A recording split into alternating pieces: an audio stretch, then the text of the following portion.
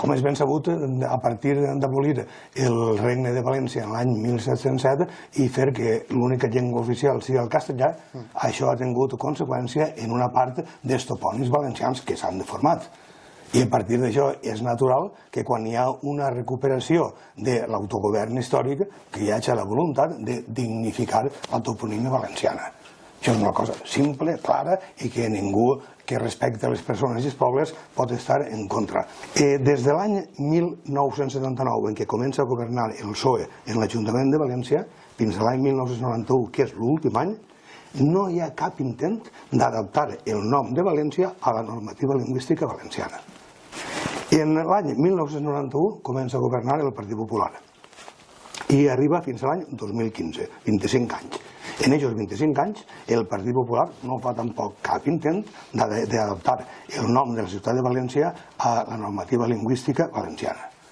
I l'any 2015 hi ha un canvi de govern. Hi ha un canvi de govern i és quan comença el Botànic, el Compromís i el PSOE.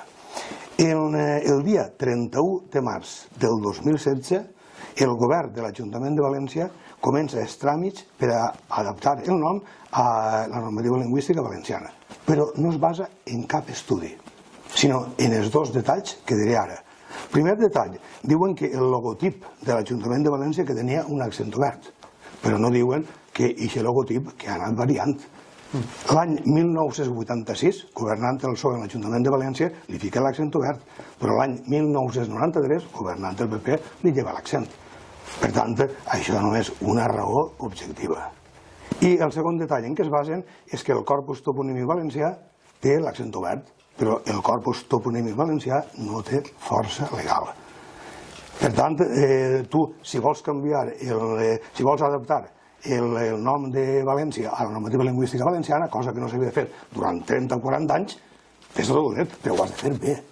I fer-ho bé vol dir fonamentar-te en arguments i buscar el consens, a fi que el canvi siga perdurable. Per a escriure els topònims, el primer criteri internacional és considerar els parlants. Per tant, si els valencians, pel nord, des de Vinaròs, al sud fins a Crevillent, si la pronúncia general valenciana és València, quina ha de ser la grafia? Que ja ho tenim, és tan simple com això. Que des dels anys 20 i 30, en el noucentisme català, hi ha hagut una pressió per a que la forma valenciana normativa que siga València. Per què? Perquè seria una castellanització. I en què es basen per dir que és una castellanització? Cap prova, ni una ni mitja. Després, quan veus la història, veus que les raons per les quals els valencians diguem València són clares i simples. 8 exemples dels anys 30 de valencianistes significatius que escriuen València amb una E tancada. Quan triomfa això de València? Quan triomfa Joan Fuster en el valencianisme i introdueix l'ideari del noucentisme català.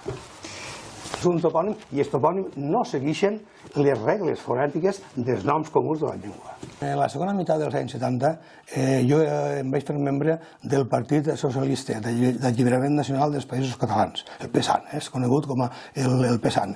Aquest partit polític es va presentar a les primeres eleccions i en aquelles eleccions jo vaig participar en mítings. En aquells mítings vaig comprovar una cosa en què no havia pensat. Hi ha coses que són òbvies, però són òbvies quan les veus. Mentre no les veus no són òbvies. I la veritat que vaig veure és que les poques persones que venien als mítings del PSAN estaven a anys de distància de la nostra mentalitat i de les nostres idees. Ara, jo vaig veure que jo estava en política, però jo estava en política per a exposar arguments, per a debatre'ls amb la gent i per a millorar la societat valenciana.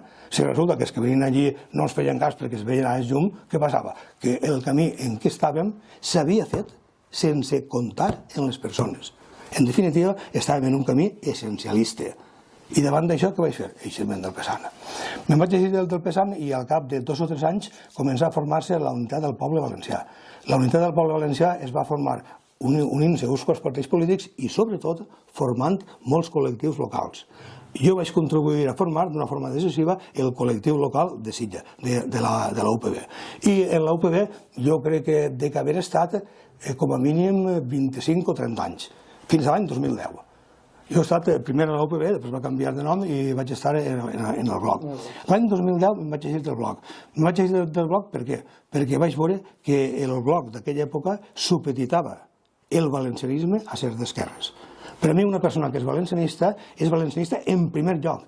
I això què vol dir? Això, tornem a una cosa de que això és possible, i tant que és possible. Això vol dir que, si sou valencianista en primer lloc, jo parlaré amb tots aquells en què pugui incidir per a fer mesures que per a mi milloren la ciutat valenciana. Igual té que siga el Partit Popular que siga el PSOE. Però, clar, si jo supedite el valencianisme a ser d'esquerres, què passarà? Que no parlaré en el Partit Popular. O al revés, si ho supedite a ser de dretes, no parlaré en els altres. La del llibre diu, espera que aquest llibre siga útil per avançar cap a un valencianisme sense divisions fraticides i també sense vencedors ni vençuts.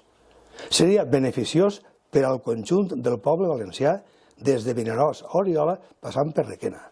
Però, mira, ahí la tinc. La dedicatòria de l'informe dirà això.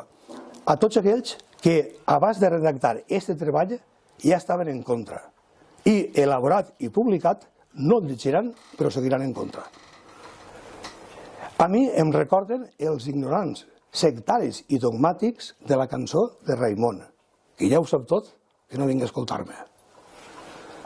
Per desgràcia per a ells, aquest treball tindrà més lectures que el predecessor de 1997, per ara 3.678 en Acadèmia Edu. I, sobretot, l'informe contribuirà a fomentar un valencianisme detallat, sense supeditacions ni fòbies a l'exterior. Un valencianisme que siga atractiu i assumible per a la majoria. Aquell 80% de valencians que senten valencians i espanyols, de manera que hauria d'haver compatibilitat entre les dues identitats, sense que l'espanyolitat negue la valencianitat. És el que vol Vox.